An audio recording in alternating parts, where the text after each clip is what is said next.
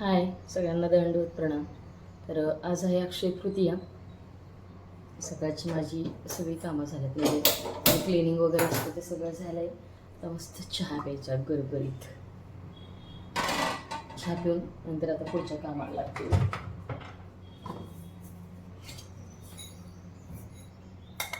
लवकर उठल्यामुळे जराशी भूक लागली म्हणून चहा प्यायचा, नाही तर सकाळी सकाळी शक्यतो मी चहा नाही पित. ॲसिडिटी होते सकाळी सकाळी चहा पिलं तर.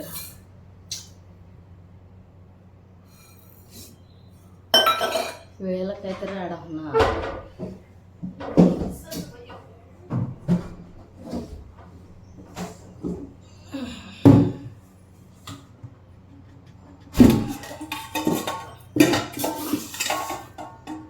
डब्याची साखर संपली. जेव्हा काहीतरी गडबड असेल ना तेव्हा तसा प्रॉब्लेम होतो. तुमचा पण होतो का मला सांगा. सणवार म्हटलं की पुरणाचा स्वयंपाक तर आलाच, बरोबर ना. आणि अक्षय तृतीया म्हणजे 3:30 मुहूर्तामधला एक पूर्ण मुहूर्त येतो. आणि आम्ही तर व्हेजिटेरियन आहे, म्हणजे नॉनव्हेज आम्ही कसलंच खात नाही. त्याच्यामुळे प्रत्येक सणाला माझ्याकडे पुरणपोळी ही बनतेच. आणि घरात सगळ्यांना आवडते, त्यामुळे थोडं का असताना पण मी प्रत्येक सण करते. तर आज सुद्धा पोरांना वगैरे जेवायला बोलवायचं होतं, तर मस्त अशी सकाळी सकाळी डाळ घालून घेतली, म्हणजे शिजायला टाकून घेतली कुकरमध्ये. आणि आता सध्या ना माझ्याकडे घरची डाळ नाहीये, त्यामुळे विकतची डाळ आहे, त्यामुळे 1-2 पाण्याने स्वच्छ धुवावी लागते. चहा उकळते तोपर्यंत मी डाळीचा पण कुकर लावून घेतला. आणि म्हटलं आता देवाला पंचामृत पण करून घ्यावं, कारण देवाला स्नान घालायचं होतं. आणि शिवण्यासोबत दोघी पण अजून झोपलेल्या होत्या, त्या काही उठलेल्या नव्हत्या. आणि असंही त्या लवकर उठत नाहीयेत, आणि त्या म्हणजे जर लवकर उठलं तर ते चिडचिड करतात, म्हणून मी सुद्धा त्यांना उठवत नाही. तर देवाला पंचामृत करताना मी त्याच्यामध्ये, आता देवाच्या पंचामृतामध्ये 1 चमचा दही असतं, 1 ते 2 चमचे दूध, थोडासा मध, साखर आणि तूप पण घालतात, पण मी नाही घालत तूप, कारण तुपामुळे जास्त चिकटपणा येतो. आणि परत फक्त मी त्याला गरम पाण्याने स्नान घालते देवाला.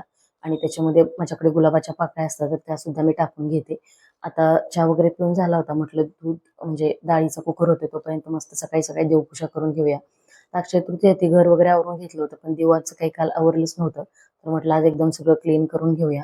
आणि शक्यतो मी जेव्हा देवाला स्नान घालते ना, तर तेव्हा हे सगळं क्लीन करून घेतेच. कारण नाही म्हटलं किती जरी झाकून असलं किंवा आतमध्ये असलं तर धूळ ही येतेच. आणि आम्ही तर ज्या भागामध्ये राहतोय, म्हणजे पुण्यातलं जो एरिया आहे ना, अक्षरशः ते धुळीचं साम्राज्य म्हणून ओळखलं जातं. अशा एरियामध्ये आम्ही राहतोय, त्यामुळे प्रचंड धूळ येते. आणि आता तर उन्हाळा आहे, तर सकाळी सकाळी मी छान असं देवाला स्नान घालून घेते.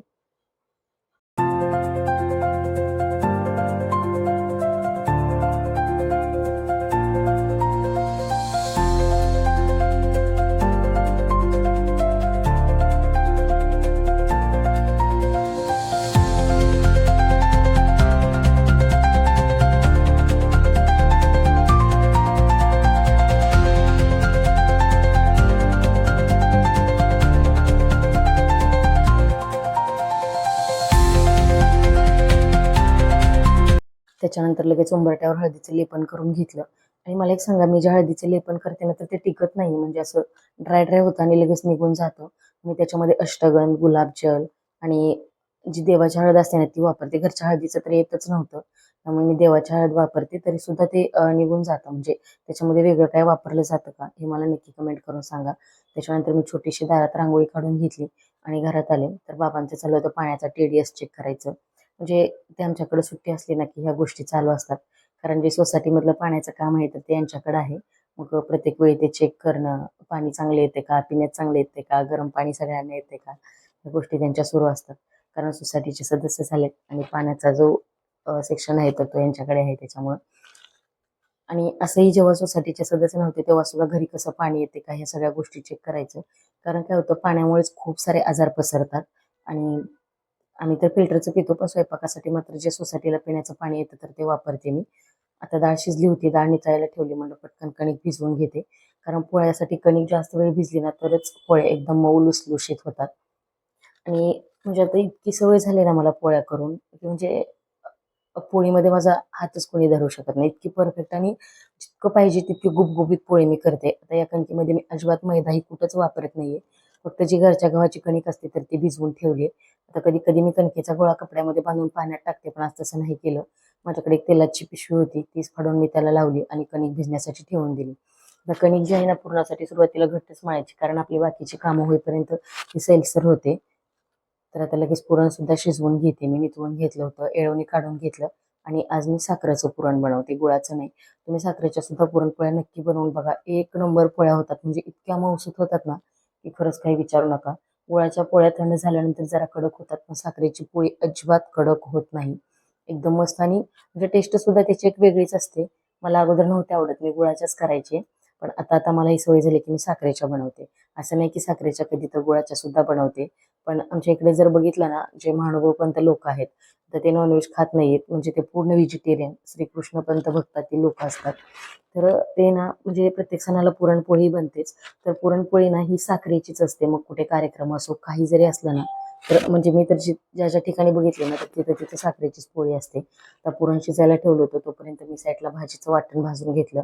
कांदा खोबरं, त्याच्यानंतर मी बडीशेप आणि वेलदोडी सुद्धा भाजून घेतले. तोपर्यंत आमचं तुफान उठलं होतं. आता उठून छान सोफ्यावर बसलो होतो आणि संध्याकाळचं इतकं प्रचंड गरम होतं, मग मी त्यांना अशी बनियन वापरते. आणि माझ्या बाळाचं म्हणणं असतं की झोपेतनं उठलं ना, मला थोडा वेळ असं आईने घ्यायचं. मग तिला घेऊन मी राहिलेलं पुरण शिजवून घेतलं. तोपर्यंत बाबा सुद्धा बाहेरून आले होते. बाबांना विड्यासाठी फुलं आणि पानं आणायची होती. कारण काल काही जाणं झालं नव्हतं, ढगाळ वातावरण होतं, त्याच्यामुळे मी काही बाहेर गेलीच नाही. आणि या दोघींना घेऊन बाहेर पडायचं म्हणजे ना खूप मोठा टास्क असतो. तर बाबांनी फुलं आणली, मग मी तिला बाबांकडे दिलं आणि मी माझ्या कामाला लागले. आता एकीकडे माझं पुरण शिजलं होतं, आमटी सुद्धा टाकून झाली होती. त्याच्यात आमटीला फोडणी दिली. आमटी मस्त तिचं ती उकळेल आणि मी पटकन आता पुरण वाटून घेते. आणि पुणेरी भागामध्ये याला कटाची आमटी म्हणतात, पण आमच्याकडे याला येळवणीचीच आमटी म्हणतात. आणि एकदम मस्त अशी झणझणीत आमटी माझी तयार झाली. आता याची रेसिपी मी ऑलरेडीच्या व्हिडिओमध्ये शेअर केली, त्यामुळे आता काही नाही शूट केलं. त्याच्यानंतर छान असा देवाला विडा अवसर करून घेतलं. देवाला नंतर सकाळीच घालून झालं होतं. म्हटलं आंबे आणले होते, मग नारळ आणण्यापेक्षा आंब्याचाच विडा अवसर करूया. मग आम्ही चौघांनी मिळून छान देवाला विडा अवसर करून घेतला. सर्वज्ञ श्री चक्रधर स्वामी की जय. दंडवत प्रणाम चक्रधरा, दंडवत प्रणाम. चला छान असं मस्त देवाचं तरी झालंय. आता वेळ झाली आमची नाश्त्याची, कारण बराच वेळ झालता. माझ्या चिमण्या सुद्धा उठून त्यांची आंघोळ वगैरे सगळं झालं होतं.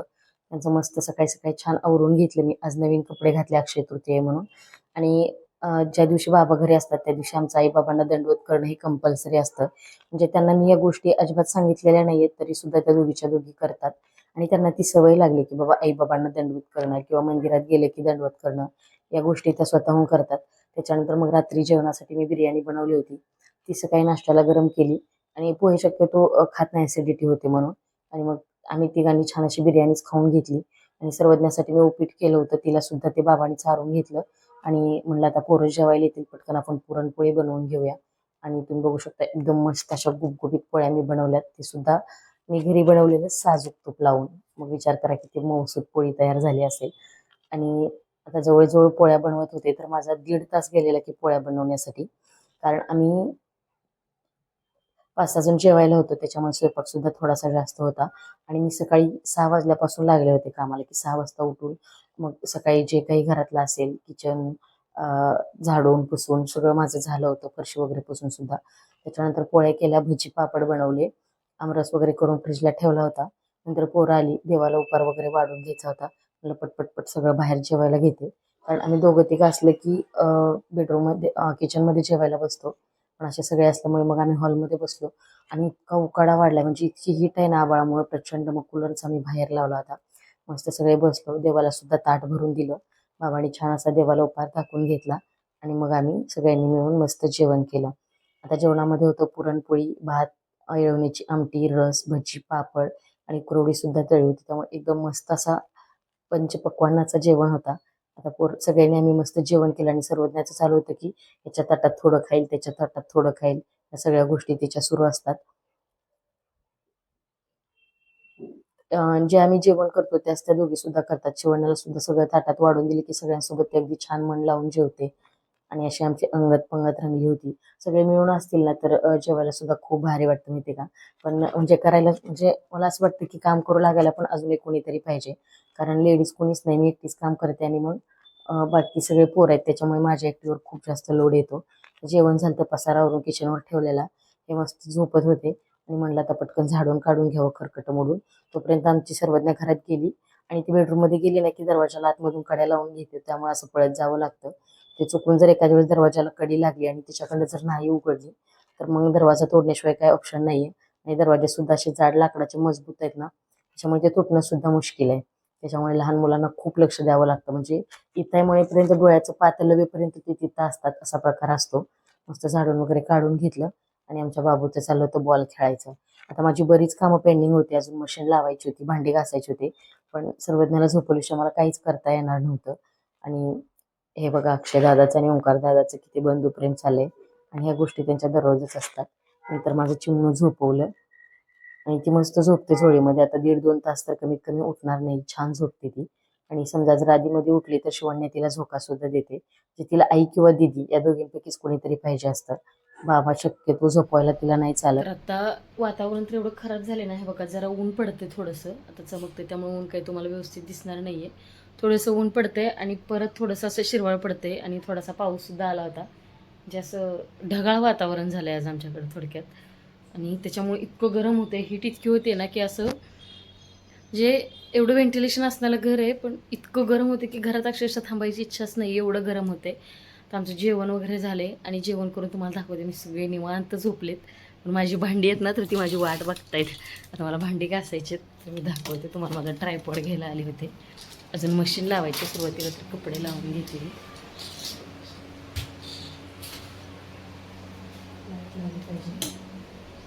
माझी भांडी हे इथून ते किचनच्या इथंपर्यंत असा माझा सगळा काही पसारा पडला आहे. बघ तुम्हाला दिसत असेल व्हिडिओमध्ये. सणवार असलं की असं मोठा टास्क असतं. सगळी भांडी पडली किचनवरती. आता हे पहिलं तर मशीन लावून घेते आणि मग नंतर भांडी घासायला लागते.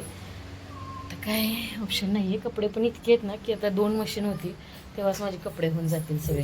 मी सगळे झोपले, तुम्हाला दाखवते मी 1 मिनिट.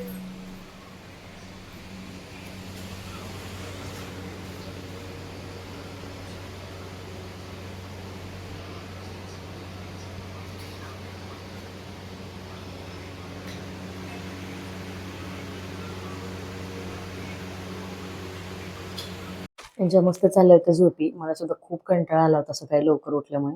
पण परत म्हटले की आता जर झोपलं तर ही कामं नंतर मलाच करावी लागणार आहेत. आणि मग सर्वज्ञ उठली की तिचं खायचं वगैरे करायचं, मग ती चिडचिड करते, त्यासाठी किचन स्वच्छ पाहिजे. सुरुवातीला तर अगोदर मी मशीन लावून घेतली, कारण पोरांनी सुद्धा आणली होती आणि खूप सारे कपडे होते मशीनला धुवायला, काही विचारू नका.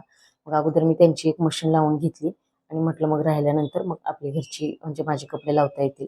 2 मशीनी होणार होत्या म्हणून एक मी ऑलरेडी लावून दिली.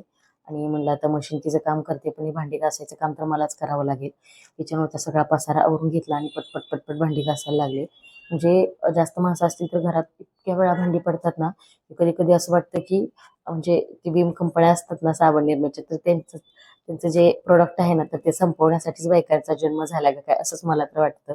आणि मी भांडी घासायसाठी लिक्विड वापरते ना, त्याच्यामुळे जास्त काही टास्क वापरावं लागत नाही. पटपट भांडी घासून होतात, म्हणजे ते भांड्यामध्ये चिकटून वगैरे राहील असं काय होत नाहीये. त्याच्यानंतर भांडी घासून झाली तर बाबांना द्यायचा होता सरबत. म्हणजे जवळजवळ आता 3:30-4 वाजत आले होते आणि बाकीच्यांना प्यायचा होता चहा. तर मी बाबांसाठी पटकन 1 ग्लास सरबत करून दिला.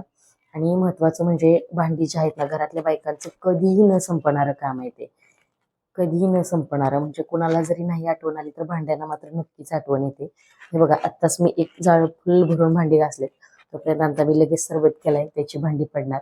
लगेच मी चहा करणार, त्याची सुद्धा भांडी पडणार. म्हणजे भांडी ही कधीच संपणार नाही. इव्हन तुम्ही स्वतः घासा किंवा तुमच्याकडे एखादी मावशी भांडी घासायला असो तरी सुद्धा. ते बघा मस्त असा गरगरीत चहा सुद्धा तयार झाला होता. आणि मग छान सगळ्यांनी चहा ओतून घेतला. आता बाबा काही चहा पिणार नव्हते, मग आम्ही तिघा चौघांनी मस्त चहा एन्जॉय केला. म्हटलं आता सगळी कामं झाल्यात आणि माझा बाबू सुद्धा उठला होता. तर तिचं कसं असतं माहिती आहे का सगळ्यांना, आणि मी कुणालाही चहा जागेवर नेऊन देत नाही. म्हणजे द्यायची, पण एवढा कामाचा लोड असतो ना की मलाही कंटाळा येतो सगळं सगळ्यांना जागेवर द्यायचं म्हटलं की. मी चहा ओतते आणि सगळ्यांना आवाज देते की आपला आपला चहा घेऊन जावा म्हणून.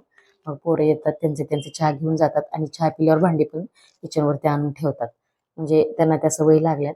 आणि आमच्या बाबू वाटे घेऊन फिरतो की सगळ्यांकडे एक एक एक घोट चहा घेत फिरते. म्हणजे तिला ती सवय लागली की 1 किंचितचा टिपका का असेना पण तो प्यायचा सगळ्यांकडे घेऊन. आणि हे तिचं म्हणजे पोरं घरी असली की चालू असतं, मी आणि बाबा असले की नाही करत ते असं. आणि शिवण्या पण तिचं बघून सेम तसंच करते, म्हणजे दोघी करतात. तर छान मस्त चहा पित होत्या, आम्ही सुद्धा मस्त असा चहा एन्जॉय केला.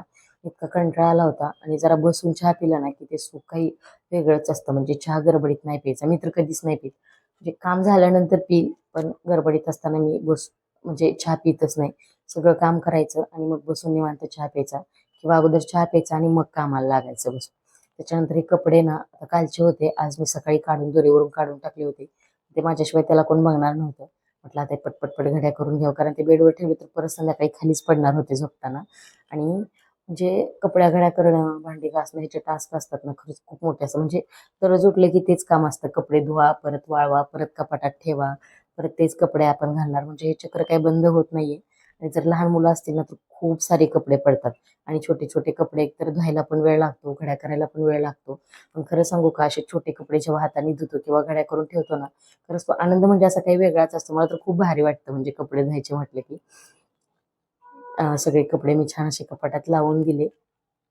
म्हणजे दररोज न्यायचे असो किंवा नवीन असो, सगळे कपडे आमचे एकाच कपाटात असतात, पण वेगवेगळ्या सेक्शनला मी ठेवून देते. कधीतरी याचा सुद्धा एक स्पेशल व्हिडिओ मी नक्कीच तुमच्यासोबत शेअर करेन. त्याच्यानंतर मग दुपारी तर पुरणपोळी खाल्ली होती. आता संध्याकाळी बाबांना तुमच्या पुरणपोळी खायची नसते, संध्याकाळी भाकरी लागते. म्हणजे जे तुमचं कितीही पंचपक्वान्नाचं जेवण असू दे, पण ते एक टाइमच. सोनं जरी असलं तरी हा माणूस एक टाइमच खाईल, दुसरा टाइम नाही. संध्याकाळी भाकरी म्हणजे भाकरीच. मग मस्त संध्याकाळी जेवायला कढी, भाकरी आणि भात असा मेनू होता. आणि सकाळचं थोडंसं शिल्लक होतं ते पण. आणि कढी जेव्हा आपण करतो ना तर ती पूर्ण अशी खळखळून उकळू द्यायची, म्हणजे त्याला छान चव येते. तर कढी उकळवण्यासाठी काय करायचं, कंटिन्यू ढवळत राहायचं, म्हणजे कढी अजिबात फुटत नाही. मस्त असं सगळ्यांनी परत संध्याकाळी जेवण केलं. आणि असा छान होता आमचा अक्षय तृतीयाचा आजचा दिवस.